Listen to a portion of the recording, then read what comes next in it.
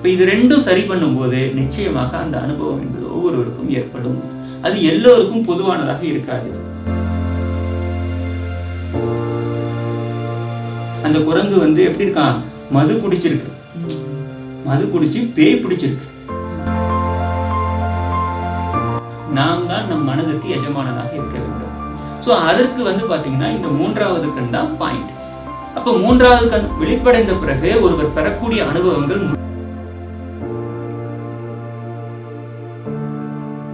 அனைவருக்கும் வணக்கம். இன்னைக்கு நாம யாரை பார்க்க போறோம் என்றால் பெரியோர்களுக்கான மூன்றாம் கண் அகவிழிப்பு பயிற்சியை குறித்து நாம இன்னைக்கு மாஸ்டரை சந்திக்க இருக்கிறோம். மூன்றாம் கண் என்றால் என்ன, அதன் திறப்பதனால் நமக்கு என்னென்ன பயன்கள் என்பதை பற்றி நாம் மாஸ்டரிடம் தெரிஞ்சு கொள்ளலாம். வாங்க. வணக்கம் சார். சார், இந்த அகவிழிப்பு என்றால் என்ன, அதன் பற்றி கொஞ்சம் விலாவரியாக சொல்லுங்கள் சார். பொதுவாக மனிதர்களாகிய நமக்கு புறவிழிப்பு என்பது 2 கண்கள் மூலமாக இருக்கும். அப்போ 2 கண்கள் மூலமாக எல்லா விஷயங்களையும் பார்க்குறோம், அனுபவங்களை பெறுறோம், அது நமக்கு நினைவாற்றலாக ஸ்டோர் ஆகிருக்கு. இது புறவிழிப்பு.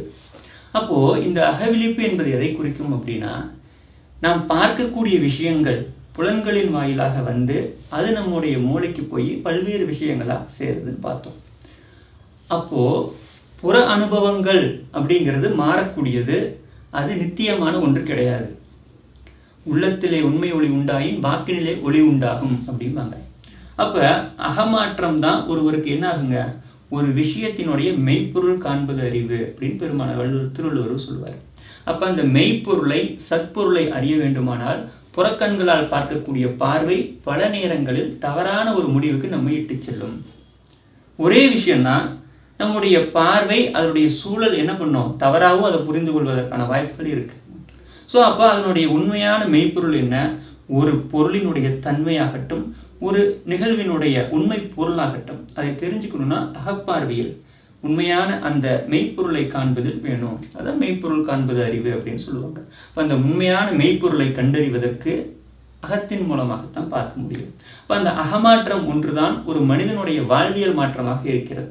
இப்போ அந்த அகமாற்றம் உண்டாக வேண்டுமானால் முதல் வெளிப்படைய வேண்டும். அவருக்குள் இருக்கக்கூடிய எந்த ஒன்று பார்வையாக வெளிவருகிறதோ, எந்த ஒன்று சப்தமாக புற அனுபவங்களாக வருகிறதோ, அந்த அகமாற்றத்தில் ஒரு மிகப்பெரிய மாற்றத்தை உண்டாக்கும் போது அவர் பார்க்கக்கூடிய விஷயங்கள், கேட்கக்கூடிய விஷயங்களில் உள்ள மெய்ப்பொருளை காணக்கூடிய ஒருவராக மாறுவார்.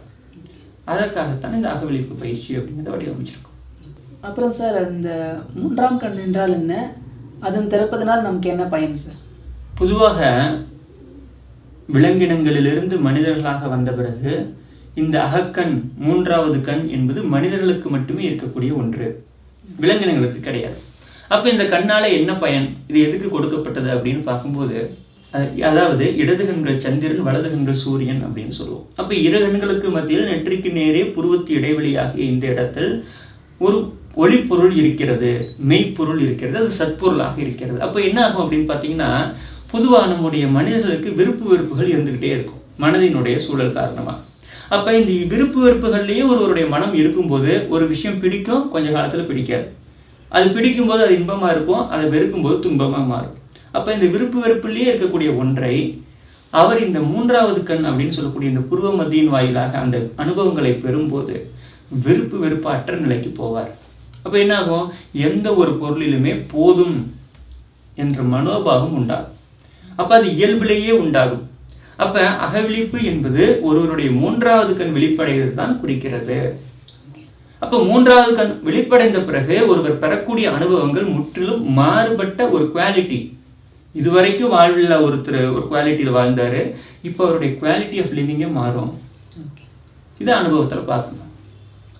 அப்புறம் சார், ஒருத்தருக்கு இந்த மூன்றாவது கண் திறந்ததுக்கு அப்புறம் என்னென்ன மாற்றங்கள் ஏற்படும் சார்?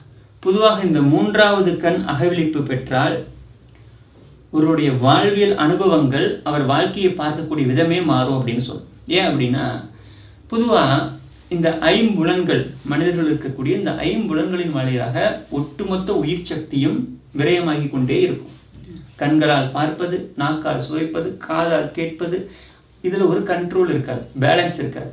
அது அதனுடைய போக்கில், மனம் தன்னுடைய போக்கில். இந்த உடலுக்கு யார் எஜமானன்? நாம் தான் எஜமானன். ஆனால் அந்த மனம் அங்கே உட்காந்துருது.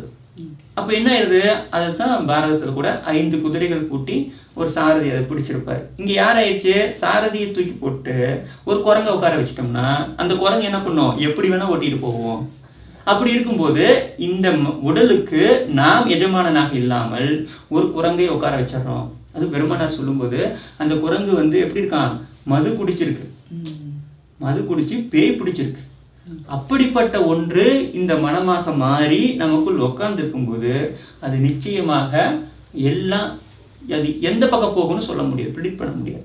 அப்போ வாழ்வினுடைய திசையே மாறிவிடும், வாழ்வினுடைய இலக்கு என்பது மாறிவிடும். அப்படி இருக்கும்போது இதை சரியான ஒரு வகையில் நாம் என்னவாக வேண்டும் என்று விரும்புகிறோமோ அதை அடைவதற்கு, இலக்கினை நோக்கி செல்வதற்கு நாம் தான் நம் மனதிற்கு எஜமானனாக இருக்க வேண்டும். ஸோ அதற்கு பார்த்தீங்கன்னா இந்த 3வது கண் தான் பாயிண்ட். எந்த இடத்துல தொட்டா எல்லாம் சரியாகுமோ அதுதான் இந்த அகக்கண். அப்ப இதை ஒருவர், அதாவது பெருமானார் சொல்லும்போது எப்பாடுபட்டாவது இந்த 3வது கண்ணை திறந்து கொள்ளுங்கள், நெற்றிக் கண்ணை திறந்து கொள்ளுங்கள் அப்படின்னு குறிப்பிடுவார். இது எதை குறிக்கிறது என்றால், அகவிழிப்பு பெற்ற பிறகுதான் நம்முடைய வாழ்க்கையை நாம் தீர்மானிக்கக்கூடிய எஜமானர்களாக மாறுவோம். இல்லைன்னா வாழ்க்கையினோட போக்கு, மனம் போன போக்கில் போகக்கூடிய ஒரு சூழல் உண்டா. 21 நாள் பயிற்சின்னு சொல்லியிருக்கீங்க, அது பெரியவர்களுக்காக பயிற்சி என்று. அது என்னென்ன சொல்லி தருவீங்க, அது எத்தனை நாள் சொல்லி தருவீங்க சார்? பொதுவாக இந்த 21 நாட்கள் பெரியவர்களுக்கு, 21 வயதுக்கு மேற்பட்ட பெரியவர்களுக்கான பயிற்சி அப்படின்னு சொல்லியிருந்தோம். இந்த பயிற்சியினுடைய அடிப்படை நோக்கம் என்னன்னு கேட்டிங்கன்னா, 3வது கண்ணாகிய அகக்கண் விழிப்படைவது, ஆன்ம விழிப்பு பெறுவது, இந்த குவாலிட்டி அப்படி ஒரு அப்லிஃப்ட் ஆகுதுன்னு சொன்னோம். எடுத்த உடனே இந்த 3வது கண்ணை திறந்து ஒருத்தருக்கு அப்படி கொடுக்கறதுங்கிறது சாத்தியமில்லாத ஒன்று. ஏன்னா ஒரு பயணம் போகிறோம், ஒரு படகுல ஒரு கரையை கடக்கிறோன்னு வைங்க, படகினுடைய ஸ்திரத்தன்மை முக்கியம். படகு எல்லாம் ஓட்டையா இருக்குதுன்னு அதை நம்பிட்டு போனோம்னா பாதியில் முழுங்கிடுவோம். மண் குதிரையை நம்பி ஆற்றுல இறங்க முடியாது. அப்போ இந்த உடலுக்கு என்ன வேணும், மாபெரும் ஆற்றல், அதை தாங்கக்கூடிய வலிமை வேணும். அப்போ ஏதோ ஒன்று இந்த இடத்தில் இருக்கிறது, அது சக்தி பெறும்போது என்னாகும், இந்த உடல் அதை தாங்கக்கூடிய ஒன்றாக, உடல் அதுக்கு ஒத்திசைவாக மாறும். Harmony between the mind and body. அப்போ இந்த ஹார்மனி வரணும்னா உடலில் நோய் இருக்கக்கூடாது. அப்போ பெருமானார் சொல்லக்கூடிய மூலிகையினுடைய ரகசியங்கள், மூலிகைகள் வேணும். ஏன்னா நோய் இருக்கு, அதை நீக்கணும். அப்போ யோகத்தினுடைய நோக்கம் என்னன்னு கேட்டிங்கன்னா, வருமுன் காப்பதே யோகம்.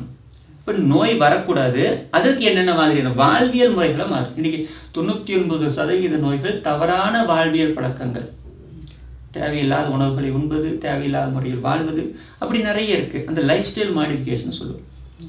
அப்போ நோயற்ற ஒரு உடல் நிலைக்கு கொண்டு வருவோம். அதுக்கு 7 நாள் பயிற்சி வகுப்பு நடக்கும். இதில் அவர்கள் உடல்நலம் குறித்து, நோய் உண்டாவதற்கான காரணம், ஏன் இன்னைக்கு இவ்வளோ நோய்கள் இருக்குது, ஏன்னா இந்த புரிதல் தான் ஒருத்தர் நோயிலிருந்து வெளியே கொண்டு வருது. இன்னைக்கு இப்போ கொரோனா ஏற்பட்ட கூட நிறைய இறப்புகள் ஏற்பட்டதற்கான அடிப்படை காரணம் பயம்தான். அப்போ இந்த உடலினுடைய அந்த மெத்தடாலஜி தெரியாமல் அவரால் என்ன பண்ண முடியாது, நோயை ஜெயிக்க முடியாது. அப்போ நோயிலிருந்து விடுதலை, நோய்கள் வராமல் தடுத்துட்டார். அதற்கு மூலிகைகள் இருக்குது, பல்வேறு வாழ்வியல் ஒழுங்குமுறைகள் இருக்குது, நிச்சயமாக என்னென்ன ஃபாலோ பண்ணணும். இது முடித்ததுக்கப்புறம் 2வது படிநிலை மனதுக்கு. உடல் ஆரோக்கியமாக இருக்குது, அந்த உடலுக்கே பாதுகாக்க, அந்த உடல் ஆரோக்கியமாக இருக்குது, அந்த உடலை செலுத்தக்கூடியது அந்த மனம். இந்த மனம் என்ன நினைக்குதோ அதுதான் நம்ம செய்ய போகிறோம். அப்போ இந்த மனதுக்கு ஒரு வழிமுறை. மனதை அடக்கவும் முடியாது, ஒடுக்கவும் முடியாது. But we can witness the mind. மனதினுடைய எண்ணங்களை பார்க்கலாம், சரியான எண்ணங்களா தவறான எண்ணங்களான்னு பார்க்கலாம்.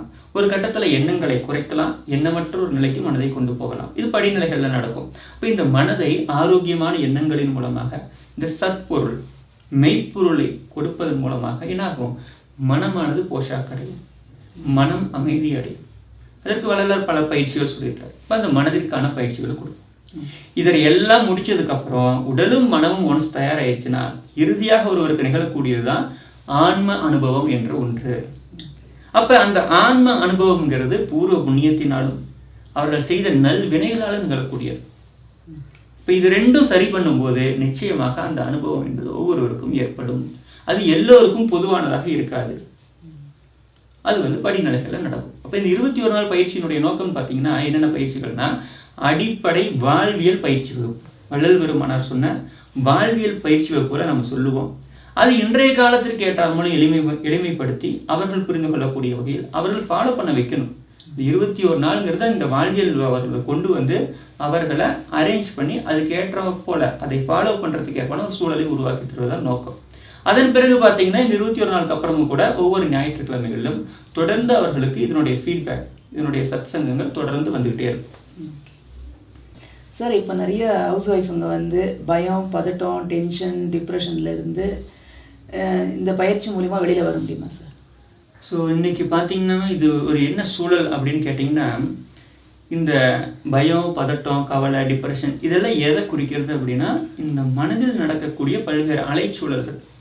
ஒரு எப்போவுமே பயத்தோடயே இருக்க மாட்டார், எப்போவுமே கவலையோடு இருக்க மாட்டார். இட்ஸ் லைக் எமோஷன்ஸ் அப்படின்னு சொல்லுவோம். ஓகே, தட் இஸ் எமோஷன், அது போயினே இருக்கும். That is what emotions. So அந்த எமோஷன்ஸ் வந்து எதனால் ஏற்படுது அப்படிங்கிற அடிப்படை புரிதல் இல்லாமல் அதை நாம் ஒன்றும் பண்ண முடியாது. உதாரணத்துக்கு நீங்கள் ஒரு கார் டிரைவ் பண்ணுறீங்கன்னு வைங்க. அந்த காரில் ஸ்டீரிங் எங்கே இருக்குது, கியர் எங்கே இருக்குது, பிரேக் எங்கே இருக்குன்னு தெரியலைன்னா என்ன ஆகும்? பயமும் பதட்டமும் வந்துடும். அதே வண்டியை ஓட்டிட்டு போய் ஒருத்தர் மேலே விட்டுட்டிங்கன்னா கவலை வந்துடும். அப்போது இதற்கெல்லாம் அடிப்படை காரணம் என்னன்னு பார்த்தீங்கன்னா, டெக்னாலஜி தெரியாதது தான். இந்த கார்னா என்ன, இது எங்களுத்துனா போகும், எங்களுத்துனா நிற்கும். அப்போ இந்த அடிப்படை புரிதல் இல்லாமல் நம்ம என்னதான் முயற்சி பண்ணாலும் கவலையும் பயமும் குறையாது. அதனால தான் நான் ஏற்கனவே சொன்ன மாதிரி அடிப்படையில் இந்த உடலினுடைய டெக்னாலஜி, இந்த மனதினுடைய டெக்னாலஜி இதையெல்லாம் அடிப்படையில் புரிந்து கொள்ளும் பட்சத்தில் நிச்சயமாக இதிலிருந்து அவர்கள் இயல்பாகவே வெளியே வந்து விடுவார்கள். சார், இவ்வளோ நேரம் நீங்கள் அகவிழிப்பு பயிற்சி பற்றி நிறைய விலாவரியாக சொன்னீங்க. ரொம்ப நன்றி.